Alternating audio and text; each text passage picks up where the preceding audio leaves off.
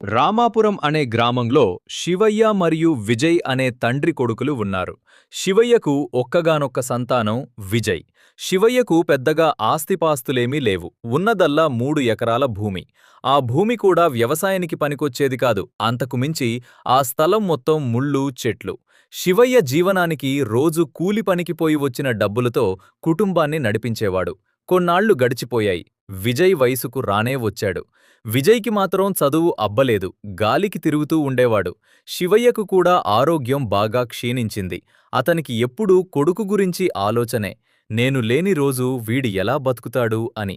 కొన్ని రోజులపాటు ఆలోచించి ఒక నిర్ణయానికి వచ్చాడు. విజయ్ని పిలిచి ఇలా అన్నాడు.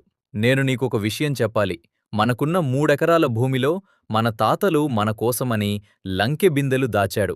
ఈ విషయం నాకు మా నాన్నగారు చనిపోయే ముందు చెప్పారు. నాకు ఇన్నాళ్లూ వాటి అవసరం రాలేదు.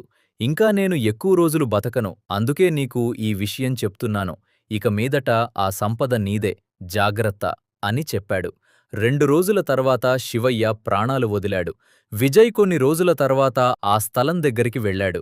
విజయ్ ఆ స్థలంలోని ముళ్ళచెట్లు చూడగానే ఇది నా వల్ల కాదు బాబోయ్ అని వెనకడుగు వెయ్యబోయాడు. కాని బంగారం మీద ఆశతో పని ప్రారంభించాడు. కొన్ని రోజుల కష్టం తర్వాత ఆ చెట్లు తీసేశాడు. నేలని చదరం చేసేశాడు. ఆ ప్రదేశమంతా తవ్వడం ప్రారంభించాడు. ఎంత తవ్వినా ఏమీ దొరకలేదు. అయినా తండ్రి మాటలపై నమ్మకంతో ప్రతిరోజూ తవ్వుతూనే ఉన్నాడు. గ్రామస్తులు అతన్ని చూసి నవ్వుకున్నారు. కాని అతడు ఆగలేదు.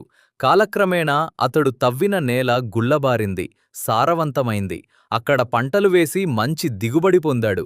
అతని కష్టానికి ఫలితం వచ్చింది. అతనికప్పుడు తన తండ్రి మాటల అసలు అర్థం తెలిసింది. ఆ లంకె బిందెలు నిజమైనవి కావు. అవి అతన్ని కష్టపడేలా చేయటానికి తండ్రి చెప్పిన మాటలు అని, కళ్ళు తెరుచుకునేలా చేయడమే తన తండ్రి ఉద్దేశమని.